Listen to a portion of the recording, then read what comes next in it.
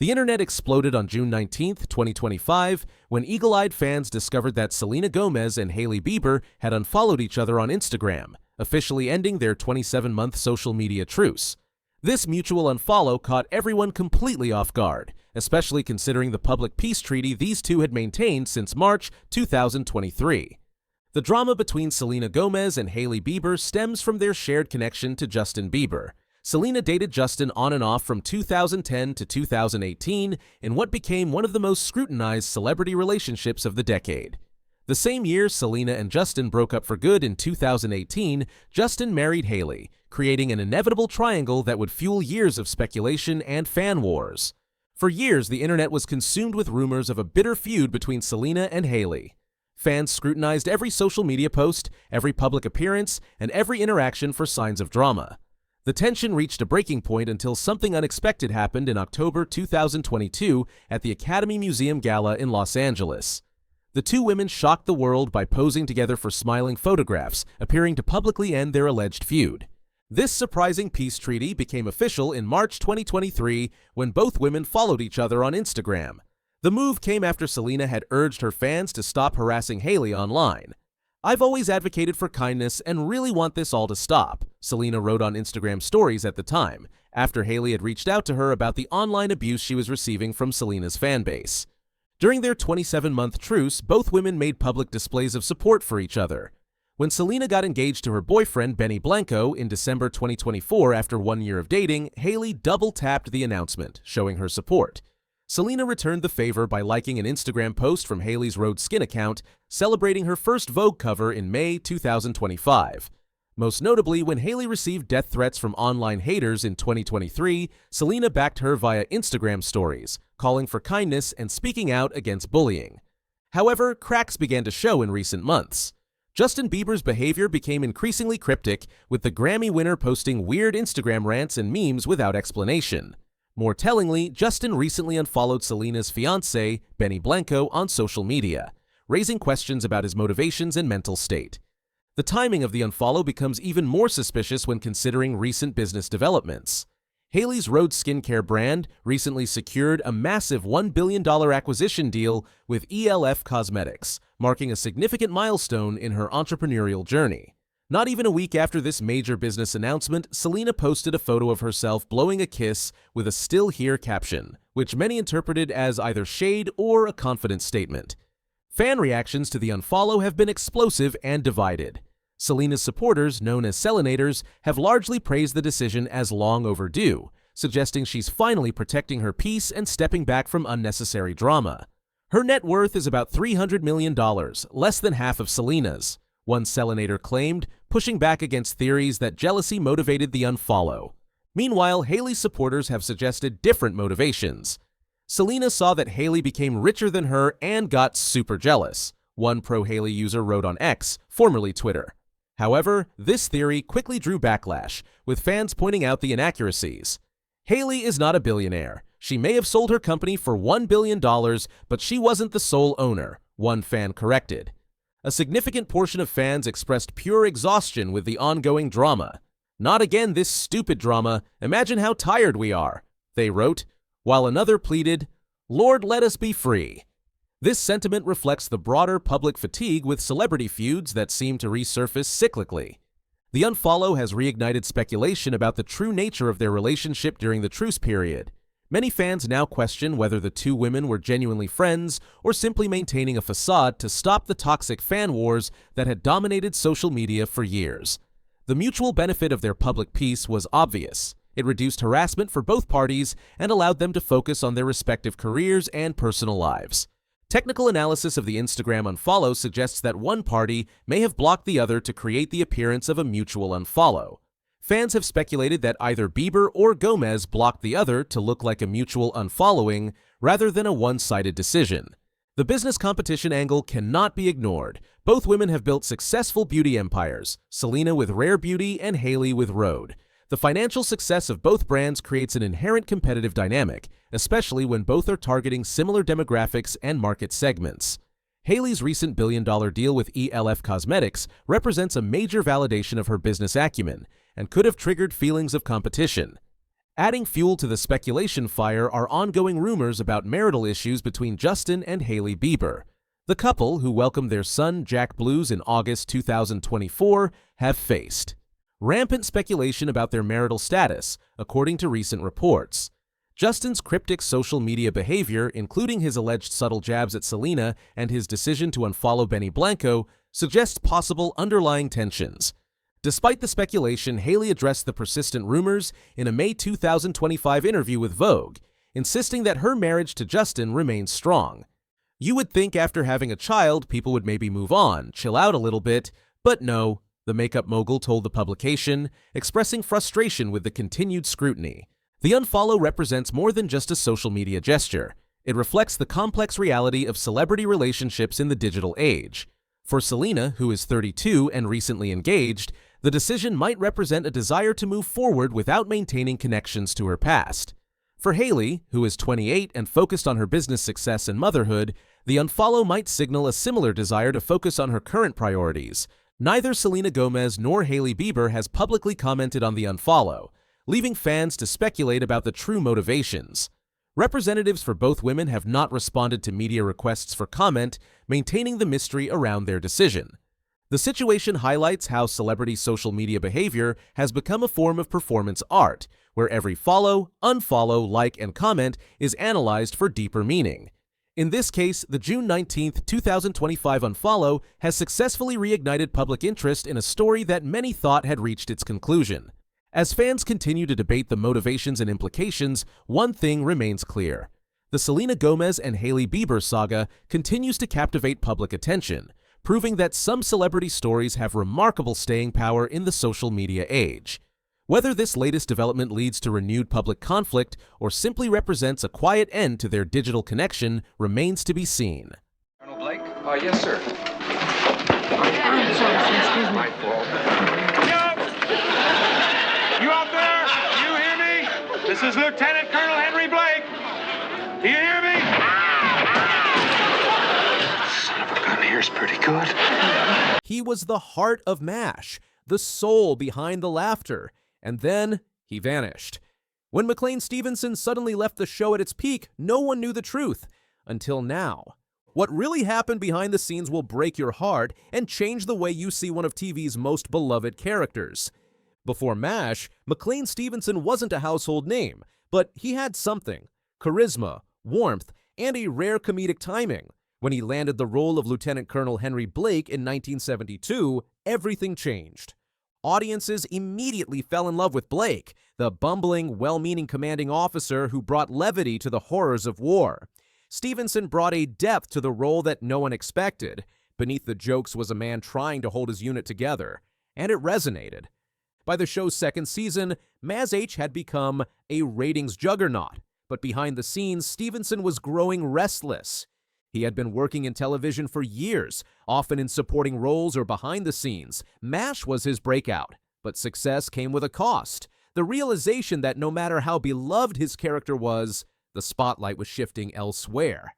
And that spotlight, more and more, was focused on Alan Alda. What many don't realize is that Stevenson wasn't just chasing fame. He was chasing creative fulfillment. He had ideas, pitches, and hopes for where his character could go, but those ideas often took a backseat to Hawkeye's expanding arc. It slowly chipped away at his confidence. In 1975, at the end of Season 3, McLean Stevenson made a shocking decision. He was leaving the show. Officially, it was to pursue other opportunities, but the truth, as he would later admit, ran deeper. Stevenson felt overshadowed. Alan Alda's Hawkeye Pierce was increasingly becoming the show's centerpiece. Scripts revolved around him. Interviews focused on him, and Stevenson, despite being a core part of the ensemble, felt invisible. He once said he wanted to be number one, but Masked was Alan's show. It wasn't bitterness, it was heartbreak. Stevenson loved the show, loved the cast, but he believed he had more to give, more to show, and he didn't want to be forever known as the second lead. There was also the allure of stardom. Networks promised him starring roles, bigger deals, greater visibility. It felt like the right time to leap, but no one could have predicted how that leap would land. In hindsight, he realized the promises made were mostly hollow. The projects he was pitched weren't driven by the same integrity, talent, or vision as Maz H. It was a different world, and it wasn't what he expected. So he left, and the writers gave his character an exit that shocked America. In the final episode of Season 3, Henry Blake receives discharge orders. He's going home. The camp throws a party. He boards a chopper. Everyone smiles. It feels like a happy ending, until the final scene. Radar enters the operating room, face pale, voice shaking, and says, Lieutenant Colonel, Henry Blake's plane was shot down over the Sea of Japan. It spun in. There were no survivors. Lieutenant Colonel Henry Blake's plane was shot down. There were no survivors. The audience gasped. America cried. It was one of the first times a major TV character was killed off without warning. And it was McClane's fate, written as a final, unforgettable goodbye. The cast reportedly didn't know the ending until moments before filming. The emotion was raw, real, and it made history. Producers later revealed the decision to kill off Blake was meant to underscore the brutal reality of war, that not everyone gets to go home. It wasn't just a TV twist, it was a statement. For McClane, the choice cut deep. He hadn't expected such finality. He once admitted he would have preferred a more open-ended departure, one that left the door open. But the door was closed. Firmly. Still. That moment became iconic. It elevated the show from a wartime sitcom to a bold narrative about loss, sacrifice, and unpredictability. And McClane's performance, even in absence, became a lasting symbol of that shift. After MASH, Stevenson went on to star in several sitcoms. Stevenson went on to his own series, The McClane-Stevenson Show, Hello, Larry, and Condo. All were short-lived, and he later conceded that leaving MASH was the mistake of his career. What fans didn't always see was how deeply he missed that connection. The camaraderie, the writing, the impact. His later roles felt lighter, less grounded, and never earned the same critical acclaim. Producers and co-stars alike recognized his talent, but many felt he was miscast in the roles that followed.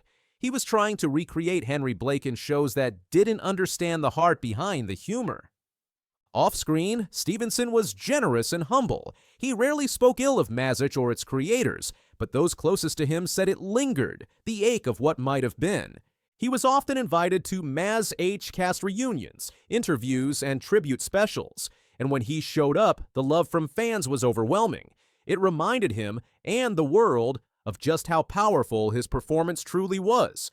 McClane-Stevenson passed away in 1996 from a heart attack. He was 68. In his final days, he spoke fondly of Mates H, of Alan Alda, of what the show meant to him. Even decades later, fans remember his performance with warmth and affection. Reruns of Maz H still draw millions, and every time Henry Blake walks into the frame, viewers smile and sometimes cry. Because they know how it ends, and yet they watch anyway. For him, Henry Blake may have died on that helicopter, but McClane-Stevenson lives on in every rerun, every fan memory, every tear shed in that final scene. He wasn't just a funny man, he was a heart, a presence, a part of TV history that can never be replaced. And his exit from MASH? It wasn't just a plot twist. It was a moment that changed television forever. In an era where TV deaths were rare, his farewell was bold, jarring, unforgettable. It elevated Maz H from comedy to commentary. And McClane-Stevenson, though gone too soon, helped craft one of the most powerful moments in television history. His journey may not have gone the way he hoped, but his impact? It's still being felt decades later. If McClane-Stevenson made you laugh, made you cry, or made you think, let us know in the comments. What's your favorite Henry Blake moment? And don't forget to like, share, and subscribe for more stories of the legends who shaped the golden age of television. Ooh, ha, ha, and I thought my jokes were bad. And you know what? She can't stand the sight of me. We remember Heath Ledger for his talent, his charm, and his unforgettable roles. But behind the fame was a young man searching for peace. This is the story Hollywood never wanted to tell. Heath Ledger was one of the brightest stars in Hollywood. People loved him for his talent, his smile, and his big heart. But behind the camera, something strange and sad was happening. After playing the Joker in The Dark Knight, everything changed. He gave the world an amazing performance, but it may have cost him more than we ever knew. Today, we will uncover the secrets of Heath Ledger's final days. Some say the truth was hidden, others believe it was too dark to face. What really happened? Let's find out. Heath was born in 1979 in Perth, Australia. When he was 10, he played Peter Pan in a school play. He loved acting, he worked hard, and got small roles in Australian TV shows. When he was 19, he moved to the US to act in movies. You might know him from 10 Things I Hate About You, The Patriot, or A Knight's Tale. By the time he was 26, he got an Oscar nomination for Brokeback Mountain. People saw he was very talented. In 2007, Heath started acting in The Dark Knight. He played the Joker, a scary bad guy. But this Joker wasn't silly. He was dark and creepy. Heath wanted the part to be perfect. He stayed alone in a hotel room for weeks. He practiced voices and wrote in a notebook as the Joker. He said the Joker was a crazy clown who didn't care about anyone. People were amazed by how real he made the character. But something bad was happening to Heath. Playing the Joker was really hard for Heath. He couldn't sleep. I probably slept an average of 2 hours a night, he said. I couldn't stop thinking. He took sleeping pills. When one didn't work, he took another. But he still stayed awake. His friend and coach, who stayed with him, said he'd find Heath walking around the apartment late at night. Heath would say, "I can't sleep. Man!" Even after filming ended, the sleepless nights didn't stop. He was so tired, but his mind was still going. He once told a reporter that his body was exhausted, but his brain kept racing. He also got very sick while filming the Imaginarium of Dr. Parnassus. Some people on set thought he had walking pneumonia. But Heath kept going, even when he should have rested. After Heath died, people found the notebook he kept while playing the Joker. Inside were strange drawings, creepy jokes, and pictures of clowns. There were notes about the Joker's thoughts and quotes from scary characters. On the last page, it simply said, "Bye-bye." Some think this notebook showed how deep he went into the role. It was like he became the Joker in real life. Others believe it was a quiet way of saying goodbye, a final message from a man who was hurting inside. On January 22nd, 2008, Heath died in his apartment in New York City. He was only 28. People all over the world were shocked. That morning, his housekeeper thought he was sleeping, but when a massage therapist came and couldn't wake him, they found him on the floor. Next to him was a movie script and a phone number for a director. When the director found out, he said he was so sad he collapsed. Doctors said Heath died because he took 6 different kinds of medicine. Some were for pain, some for sleep, and some for stress. They said it was an accident, but still very sad. Heath was also very sad about other things. He and his girlfriend Michelle Williams had broken up. They had a little girl named Matilda, who was only 2. Heath missed Michelle and missed being with his daughter. He wanted to hold her, play with her, and be her dad, but he felt far away from her. His friend said Heath was desperately sad. His sister called him the night before he died and told him to stop taking so many pills. He told her, "I'm fine. I know what I'm doing." But he wasn't fine. He was hurting inside and trying to deal with it all alone. After Heath died, people noticed strange things. In The Dark Knight, the Joker said creepy lines like, "Why so serious?" Now those lines sound even scarier, knowing what Heath was going through. In his last movie, The Imaginarium of Dr. Parnassus, Heath's character travels through magical mirrors and disappears into other worlds. After Heath died, 3 other actors, Johnny Depp, Jude Law, and Colin Farrell, had to finish his role by turning into different versions of the same character. It was almost like Heath had disappeared into a different world too. Was that just a strange accident, or was it something more? No one really knows. After Heath passed away, Hollywood said kind things, but not many talked about the pressure he faced or how hard the Joker role was.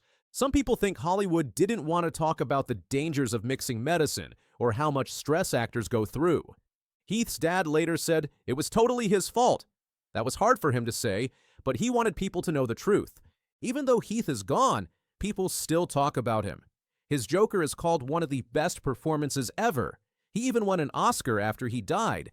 Heath showed that acting is more than pretending. It takes heart, hard work, and sometimes pain. He gave it everything, and people will always remember him. Heath's story is very sad, but it also teaches us something.